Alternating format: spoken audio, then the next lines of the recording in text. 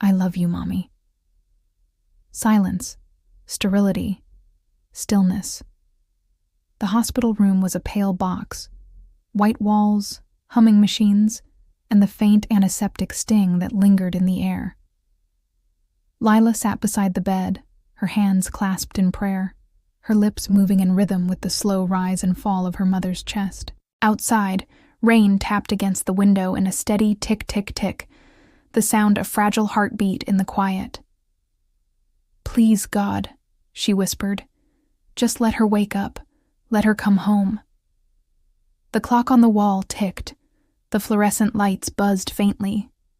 Then, movement. Her mother stirred, eyes fluttering open. For a moment, confusion clouded her face.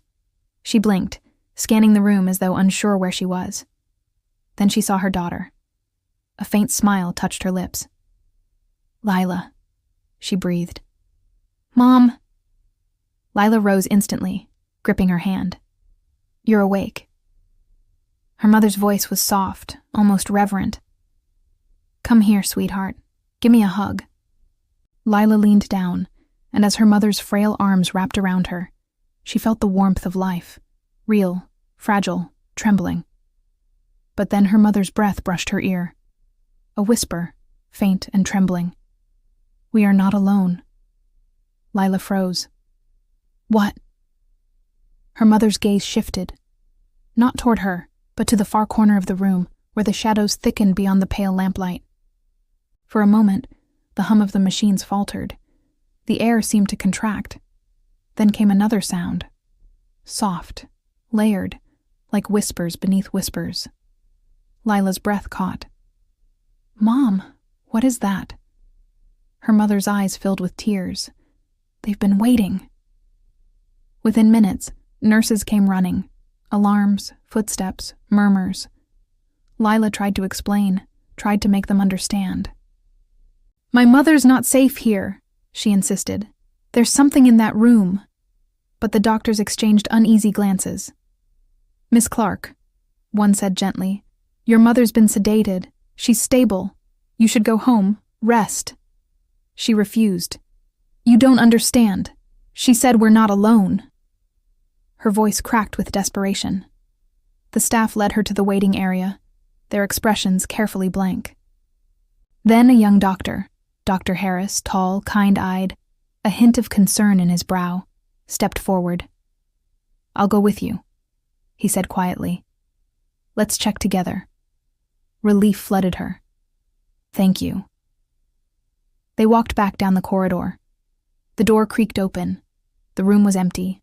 The bed, neatly made. The machines silent. No signs of life, no warmth, no scent of her mother's perfume. Where is she? Lila demanded. Dr. Harris frowned, scanning the chart at the foot of the bed. Miss Clark, this room's been unoccupied for weeks. Lila's heart slammed against her ribs. No, that's impossible. I was just here. I held her hand.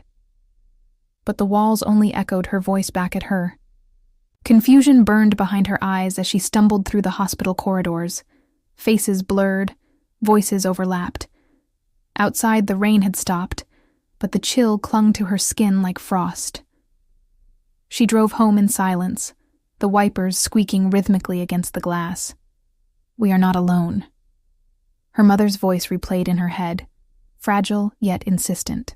When she reached the house, the lights were dim, the air cold. She slipped off her coat and climbed into bed, shivering. But sleep wouldn't come. Then, clink, a sound from downstairs. Her pulse quickened. She sat up, listening. Clink, splash, scrape. Someone was in the kitchen. She crept down the stairs, heart hammering. The faint glow from the kitchen spilled into the hallway. And there, standing by the sink, was her mother, washing dishes, humming softly. Mom? Lila whispered, trembling. You shouldn't be up. You were in the hospital. Her mother turned slowly, eyes glassy with unshed tears. Lila, she said, voice quivering. We are not alone.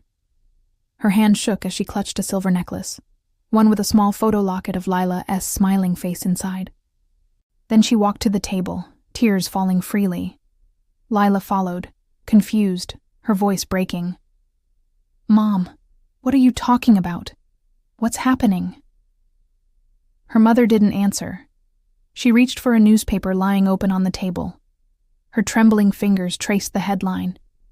Lila stepped closer and froze. The headline read, "Teen killed in highway crash.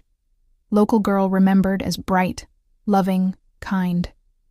Below the words was a picture, her own face, smiling, frozen in time. Lila's mouth went dry. "No." Her mother wept, clutching the photo. "I love you, sweetheart. I love you so much." The room darkened. The whispers returned, louder now, wrapping around her like 1,000 sighs. Lila backed away, heart shattering, whispering through the tears. "I love you, Mommy." Her mother's gaze lifted, filled with both grief and relief. "I know," she whispered. The necklace glinted once in the dim light, and then the house fell silent. Silence, sterility, stillness